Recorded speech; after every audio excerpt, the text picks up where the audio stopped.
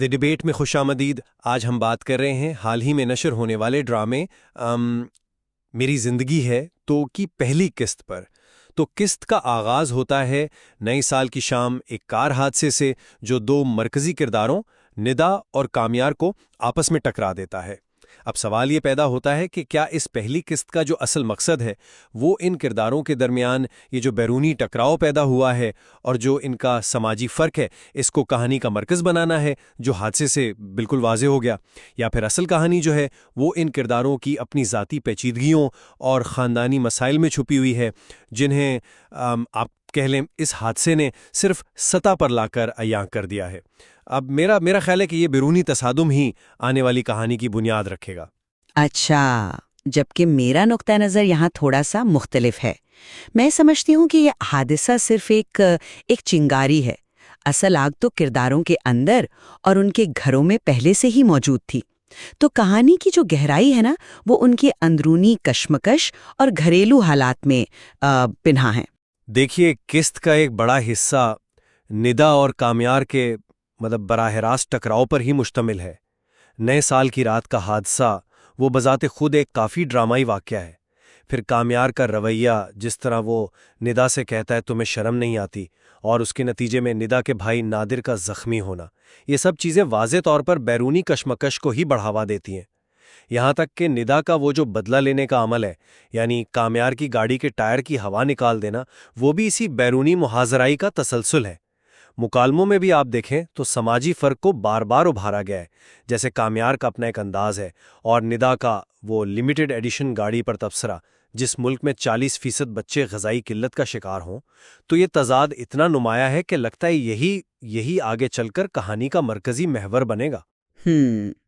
آپ کی بات اپنی جگہ درست ہے کہ یہ واقعات قسط میں نمایاں ہیں، لیکن کیا یہ محض سطح نہیں؟ میرے نزدیک تو اصل کہانی ان کرداروں کی نفسیات اور ان کے پس منظر میں ہے۔ کامیار کو ہی لے لیں، اس کی لاپرواہی صرف سڑک پر گاڑی چلانے تک تو محدود نہیں ہے۔ جس طرح وہ پارٹی میں اپنی دوست کے بارے میں کہتا ہے یہ لڑکے بہت بورنگ تھی، جس طرح وہ اپنے والد کے کاروبار کو نظر انداز کرتا ہے، اور پھر وہ کھانے کی میز پر خاندان سے اس کی جذباتی لاتعلقی، میں جب بھی آپ دونوں کے ساتھ ہوتا ہوں ایسے ہی ہوتا ہوں، یہ سب اس کی شخصیت کے اندرونی مسائل کی طرف اشارہ کرتے ہیں۔ حادثہ تو آپ کہہ لیں بس ان پہلوؤں کو سامنے لانے کا ایک بہانہ بن گیا۔ اسی طرح ندا کے گھر کا ماحول دیکھیں، والدین اور دادی کے درمیان نسلوں کا فرق، زمانہ بدل چکا ہے اماں، اور پھر ایک دم سے اس کے والد کی طبیعت کا بگڑ جانا، یہ سب اندرونی عوامل ہیں جو کرداروں کو اور کہانی کو گہرائی دے رہے ہیں۔ حادثہ ان پہلے سے موجود دھاراؤں کو تیز کرتا ہے، کوئی نئی ندیاں نہیں بناتا۔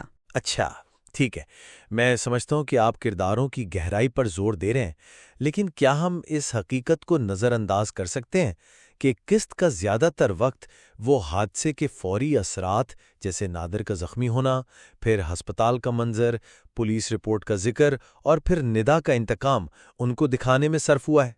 یہ واقعات نہ صرف قسط کا بڑا حصہ ہیں بلکہ مستقبل کے ٹکراؤ کی ایک واضح بنیاد بھی رکھتے ہیں۔ کیا یہ بیرونی ایکشن کہانی کو آگے نہیں بڑھا رہا؟ لیکن سوال یہ ہے کہ کردار اس ایکشن پر رد عمل کیسے دے رہے ہیں؟ ان کا جو رد عمل ہے وہ ان کی اندرونی کیفیت اور ان کے پس منظر سے جڑا ہوا ہے۔ کامیار کا شدید غصہ ہو سکتا ہے اس کے اس استحقاق یافتہ یعنی پریویلیجڈ پس منظر اور شاید اپنے باپ کے ساتھ اس کے پیچیدہ تعلق کی وجہ سے ہے۔ ندا کا انتقام لینا صرف غصے کا اظہار نہیں ہے، بلکہ شاید اس کے انصاف کے اپنے تصور اور متوسط طبقے کی کسی سطح پر محسوس کی جانے والی بے بسی کا نتیجہ ہو۔ حتیٰ کہ ندا کے والد کا پولیس رپورٹ درج نہ کروانے کا فیصلہ بھی وہ ایک اندرونی کشمکش یا شاید کسی خاندانی دباؤ کی عکاسی کرتا ہے، نہ کہ صرف بیرونی حالات کی۔ تو رد عمل خود اصل میں اندرونی کہانی بیان کر رہا ہے۔ یہ نکتہ دلچسپ ہے، مگر کیا اس طرح کردار نگاری تھوڑی یک طرفہ نہیں ہو جاتی؟ یعنی ایک بگڑا ہوا امیر لڑکا بمقابلہ ایک ذمہ دار اصول پسند متوسط طبقے کی لڑکی، یہ تو ایک کلاسیکی تضاد ہے جو بیرونی کہانی کو ہی مضبوط کرتا ہے۔ کیا یہ کردار واقعی اس سے زیادہ پیچیدہ ہے؟ نہیں، میں تو سمجھتی ہوں کہ ان میں پیچیدگی موجود ہے۔ کامیاز صرف ایک بگڑا ہوا امیر زادہ نہیں لگتا، جس طرح وہ پارٹی میں لڑکیوں سے پیش آتا ہے اور پھر اپنے والد کے سامنے جس طرح تقریباً بے بسی کا اظہار کرتا ہے، میں سب کس کے لیے کر رہا ہوں، اٹس آل فار یو، یہ اس کے اندر کی ٹوٹ پھوٹ یا کم از کم تضاد کو ظاہر کرتا ہے۔ اسی طرح ندا صرف ایک مثالی لڑکی نہیں ہے، اس کے اپنے گھر میں نظریاتی اختلافات ہیں، اور اس کا خود انصاف حاصل کرنے کا طریقہ یعنی وہ بدلہ لینا، وہ بھی سوالات اٹھاتا ہے۔ یہ کردار سیاہ و سفید نہیں ہیں، ان میں سرمئی رنگ موجود ہیں جو ان کے اندرونی دنیا کی طرف اشارہ کرتے ہیں۔ تو پھر آپ کے خیال میں کہانی کا اگلا رخ کیا ہوگا؟ ندا کا آخر میں یہ کہنا کہ we are not done yet, کیا یہ واضح طور پر مستقبل میں بڑھتی ہوئی دشمنی اور انتقام کی طرف اشارہ نہیں کر رہا؟ یہ تو خالصتاً بیرونی محاذ آرائی لگتی ہے۔ ہاں، بظاہر تو ایسا ہی لگتا ہے، لیکن کیا یہ جملہ صرف بیرونی لڑائی کا اعلان ہے یا ان کرداروں کے اندرونی سفر کا آغاز بھی ہو سکتا ہے؟ یاد رکھیں، قسط کا اختتام ندا کے والد کی بگڑتی صحت پر ہوتا ہے، جو کہانی کو فوراً ایک گہرے ذاتی اور خاندانی مسئلے کی طرف موڑ دیتا ہے۔ اسی طرح کامیار کے اپنے والدین کے ساتھ تعلقات کی جو پیچیدگی دکھائی گئی ہے، وہ بھی ایک اہم اندرونی عنصر ہے۔ تو ہو سکتا ہے یہ بیرونی ٹکراؤ ان کرداروں کو اپنے اندرونی مسائل کا سامنا کرنے پر مجبور کرے۔ میرے خیال میں کہانی ان کرداروں کی ذاتی زندگیوں، ان کے خاندانوں اور ان میں آنے والی ممکنہ تبدیلیوں پر زیادہ توجہ مرکوز کرے گی، جس کے لیے حادثہ اور انتقام شاید ایک انجن کا کام کریں۔ تو خلاصہ یہ ہے کہ میری زندگی ہے تو کہ پہلی قسط نے ایک ڈرامائی تصادم کے ذریعے کہانی کا آغاز تو کر دیا ہے۔